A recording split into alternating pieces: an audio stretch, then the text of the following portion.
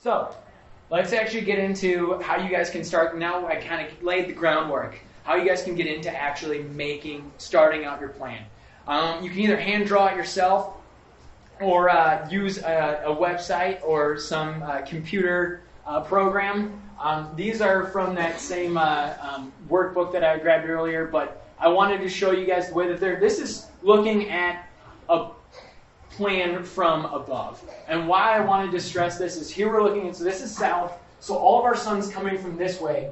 But when you start thinking about this is called foot-by-foot gardening, which I very much suggest, and there's a website that I'm going to show you guys here in a minute that'll help you guys figure out how to do foot-by-foot gardening in your yard. The whole idea is it's breaking down your garden, your vegetable garden, into actual just each square foot so that you're not overcrowding and to make sure you're also maximizing how much space you have. And the reason that's very useful is not only is it useful for all the actual plants that you're growing to get some sort of harvest out of them, but also understanding that if I wanted to grow my tomato, but then I knew I needed to plant some marigolds around it, that I need to leave space for both the tomato and the marigolds. But why this is very interesting is you'll see over here you have a lattice or a trellis structure, and this is the south. And when you look from above, it looks like everything may or may not be getting the same amount of sunlight. The thing you need to keep in mind that we've talked about multiple times is once it starts to actually grow is how much light is everything actually going to get. So the way they did it with this garden is they had everything really small towards the front, and then they did larger and larger vegetables, including the trellising ones in the back, so that everybody is soaking up as much sunlight as possible. I already told you, and you'll see with my garden, the one I do something similar, but I move my trellis to here, so that I can put my shady ones on the back and my ones that want sun on the front. But again, it's just thinking that whatever direction is south, you need to start keeping in mind how much sunlight everything needs and how can you take advantage of your yard and construct something or manipulate the actual conditions in your yard to grow what you want to grow. So this is my yard drawn out. Wow, that is very washed out up there. But this is my yard just drawn out in straight lines. And it's not just where I'm doing my conventional gardening. My conventional gardening is just in one spot in my backyard because what you can't see is I've got a bunch of perennial bushes that are like berries and stuff, and then a bunch of natives. But this is the one little space that I wanted to start with. So I measured it all out, made sure that I know I've got, right now it's 4 feet by 9 feet. But 4 feet by 9 feet that I want to work with, and I know I have 2 little composting units that I keep within my garden. So that's just coming up with a really general idea of how much space I actually have. So then, once you really get your actual measurements down, you can see I've got all the different feet and inches everywhere. Then it's coming up with a really rough sketch of kind of what you want to do. So this is, again, there's the raised bed that I've got in my yard. Here's where my actual shrubs are. This is a little piece of grass in the middle.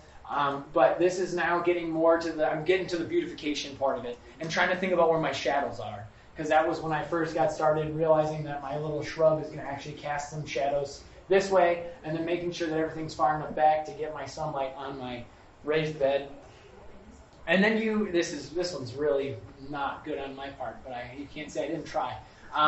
This is my the raised bed with my trellis system. So you can see the trellis is right here through the middle. And then you've got these 2, like I said, my composting units. But kind of get an idea of how I'm actually going to set up my my raised bed. To run through a couple of other ideas before we get to the actually getting down to plants.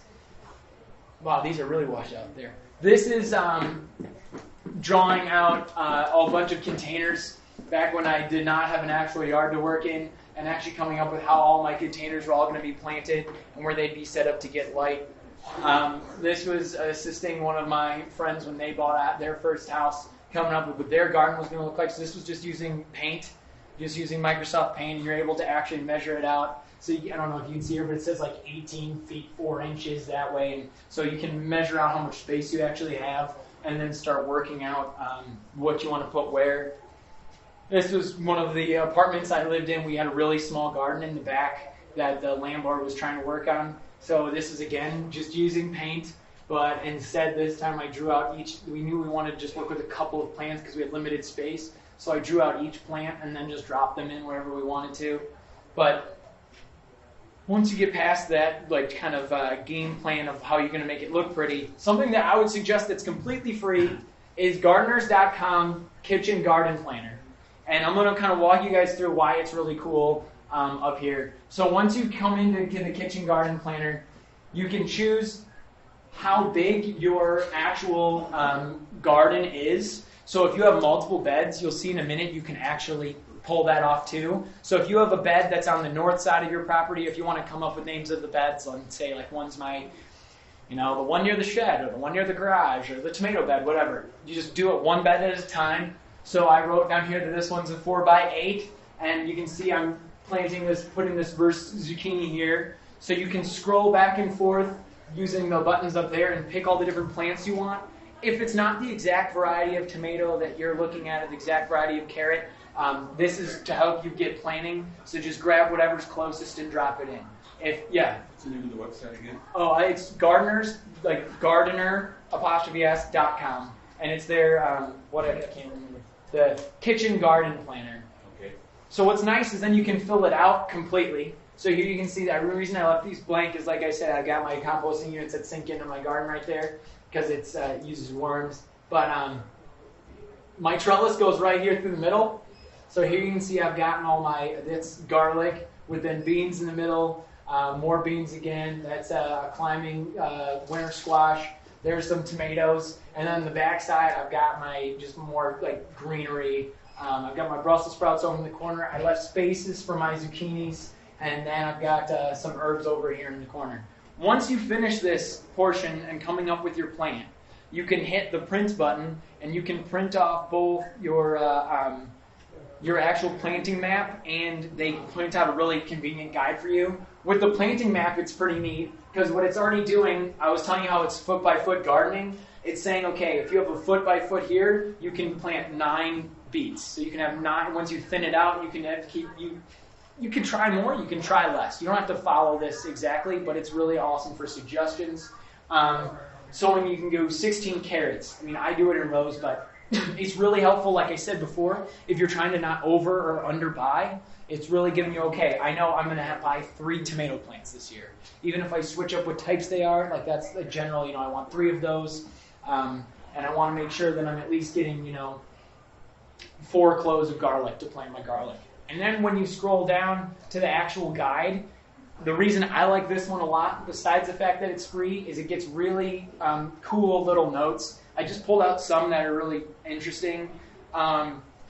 So like with the Brussels sprouts, one of the things that it mentions that's a really helpful hint, which is a good thing to add in, is that you cut off the top of the plant a month before the fall frost to start getting bigger sprouts. So now it's not trying to grow up anymore, it's trying to increase the size of your sprouts. With the kale, I really like the fact that it actually tells you that, hey, if you wanted to grow it indoors, you can start 8 weeks before, or you can start it in your garden 6 weeks before the last frost. So it gives you both the indoor and the outdoor option, where sometimes if you just buy a packet of seeds, or if you just bought it from the store, you wouldn't get that info. With cilantro, I'm trying to remember what the hint was with cilantro. Oh, it just talks about succession planting. So because cilantro grows really, really fast, it makes a mention of exactly how many days you should wait in between planting your next set of cilantro. With basil, if you've grown basil before, you know that if you really want to get it to grow bushy, you just keep on pulling off the tips. You pinch off the top of your basil plant, but it gets into the pinching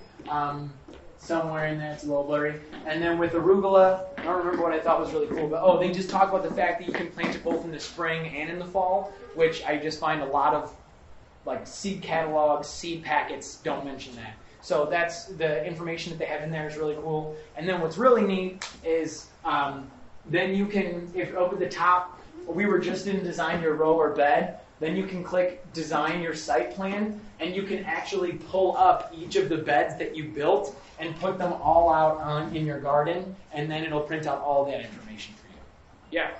In the past, I have paid for the old Farmer's Yeah. Planner. I haven't really used it. How does this compare with? It's really similar. I think the one thing with the Farmer's Almanac one is it'll give you like